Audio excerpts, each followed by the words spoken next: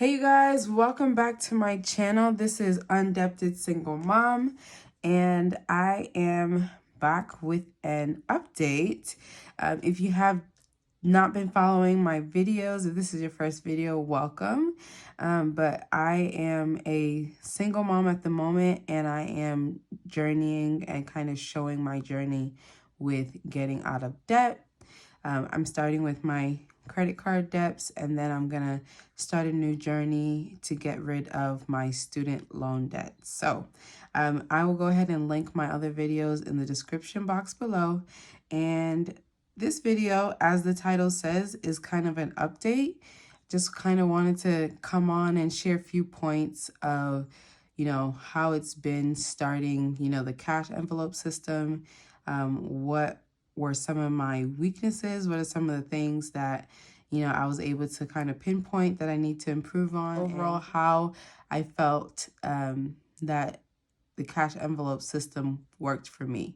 So I will say I was kind of nervous about starting it because I just, not used to holding cash. I'm one of those people who I just don't like holding cash on me.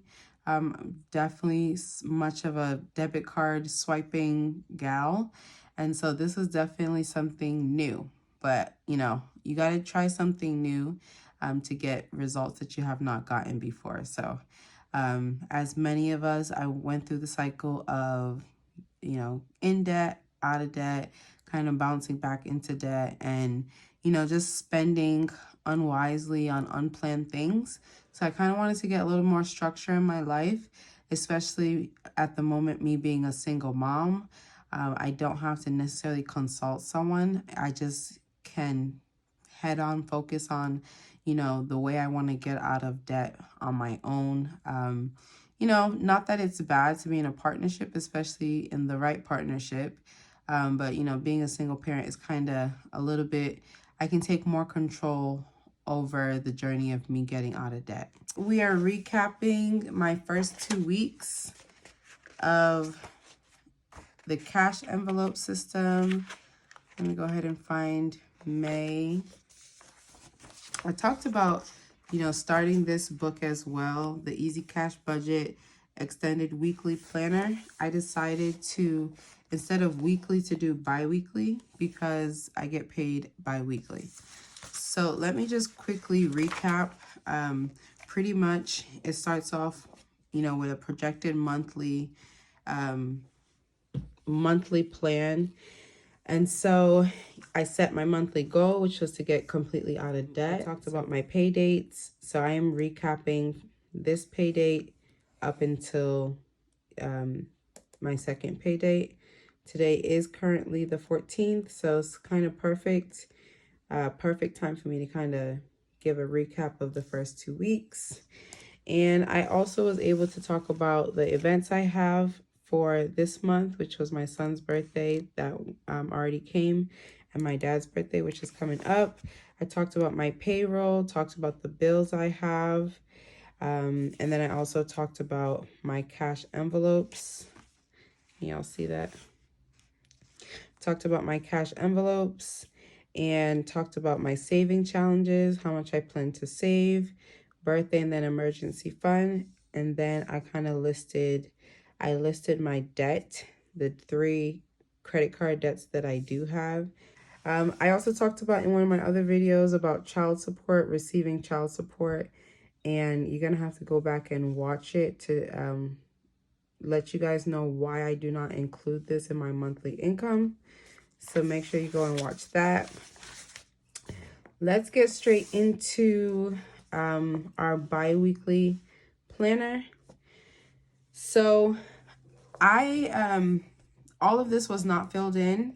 So obviously the 2 weeks just ended today. So I'm able to really just list out everything that was spent.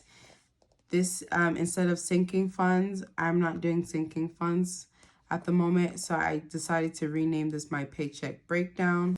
Payroll was actually $792 this month. I talked about in one of my other videos that my payroll fluctuates because I am contract right now. So it kind of depends if I'm in school that day. there's no pay time off. So this was payroll. I ended up taking out $800 from the bank. I had a little bit of change in the account. Food stamps monthly is $206, and they do that all at once. So that's why I didn't break it down bi-weekly.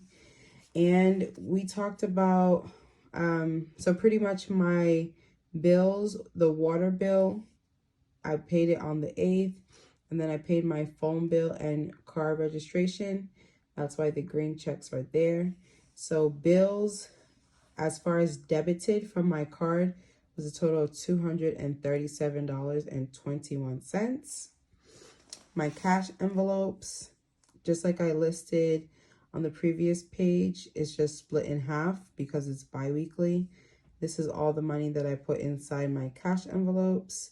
If you want like a detailed description about my cash envelopes, go ahead and watch the part 1 of me starting to actually fill the envelopes, actually start using the system. And so altogether for bi-weekly, I took out $265 out of my income for the 2 weeks. Let's go to the paycheck breakdown. I ended up using $80 for my tithe, water bill. I rounded it up from $119 to $120. And then phone bill, $45, groceries. So I ended up spending the whole amount for groceries for the bi-weekly. Dining out, I spent the whole $25, which was the total for dining out. Yep, $25. And then $10, I took out $10 from my personal care envelope. I used up $30 for gas, and I paid off $92 for Capital One and for Chase Credit. So altogether for the first 2 weeks of May, for my first payroll, I ended up spending a total of $544. That includes what was debited, and it also includes my cash envelopes, how much I used. So if you guys notice, I did not put car registration in my paycheck breakdown, and I'll let you guys know why in a second, but keep that in mind. My paycheck breakdown, I'm listing everything that was spent for the month, whether it was debited and whether it was used, or whether the money envelope was used, the cash envelopes was used. I just listed everything. So a total of $544. Also, my saving challenges are listed. $50 for my birthday saving challenge and $20 for the $1,000 fund. So that's a total of $70. So I listed my the debt that I paid, which, like I stated, was Capital One and Chase Credit. I did not pay Affirm because I planned on paying for my next pay period because the due date is the 24th. So that's why it doesn't have a green check. All right, and then all the way at the bottom, income for the month, just kind of a recap. Income for the month, $792. Bills I paid debited, $237.21. My cash envelopes altogether, what I stuffed, $265.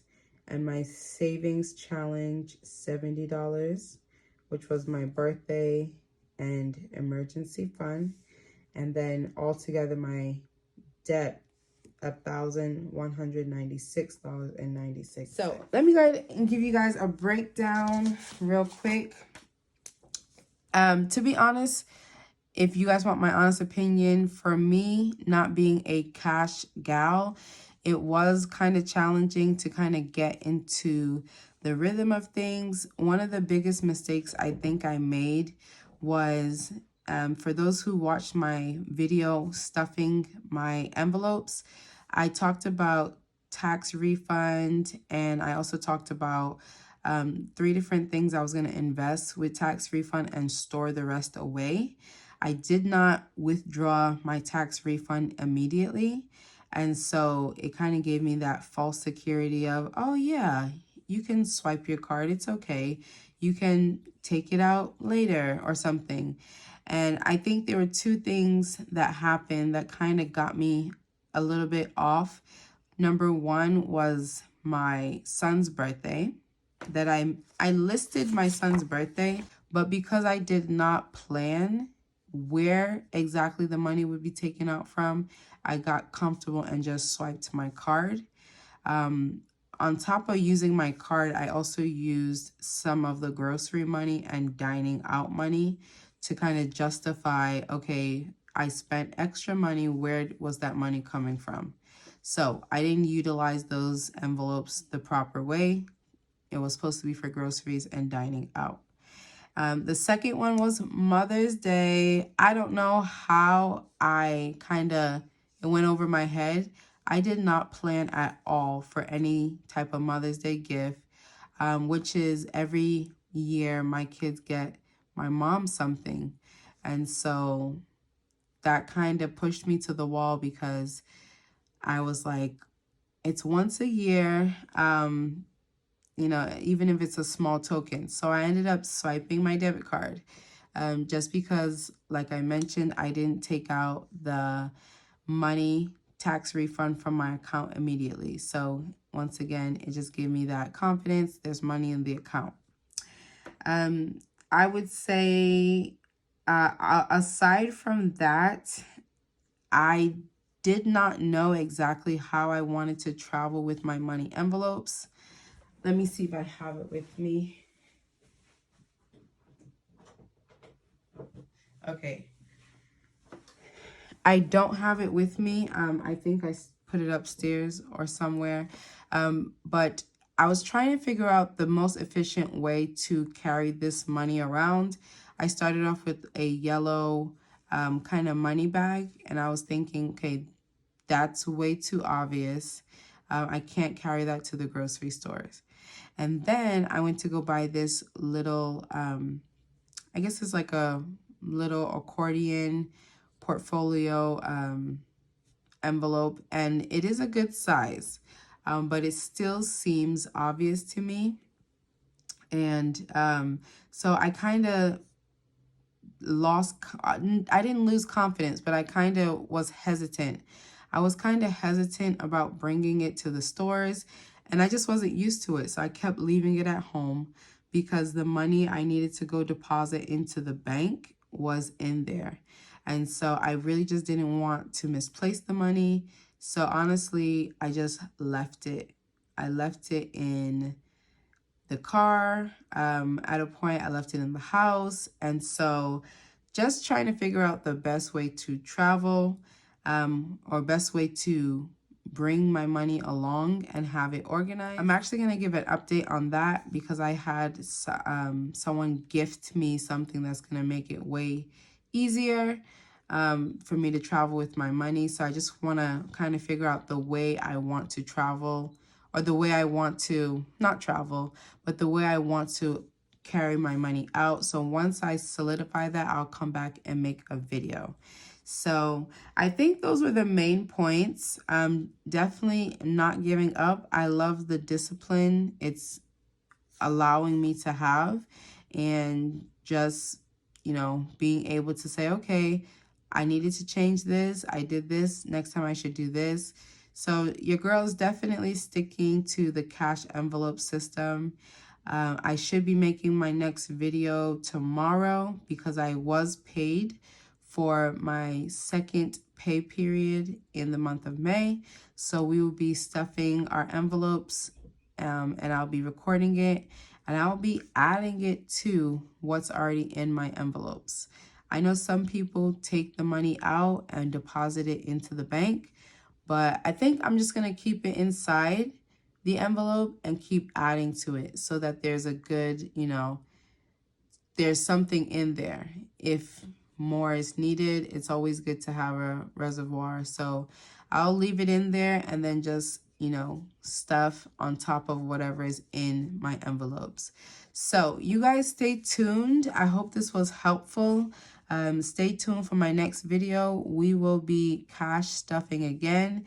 I will be updating my debt tracker and kind of updating where we're at for the second half of May. Yeah, we'll see you guys if we are going to meet our monthly goal of getting completely rid of my debt for credit cards. And yeah, because I'm hoping this pay period is the full paycheck, which should be about $1,050. So that's gonna come in handy, a couple $100 more to put towards debt. So we'll see if we have enough to kind of pay off the debt a little bit faster, at least, if not pay off the whole thing. So I hope you guys enjoyed this little video. And spend wisely and save as much as you can. I'll see y'all in my next video. Bye.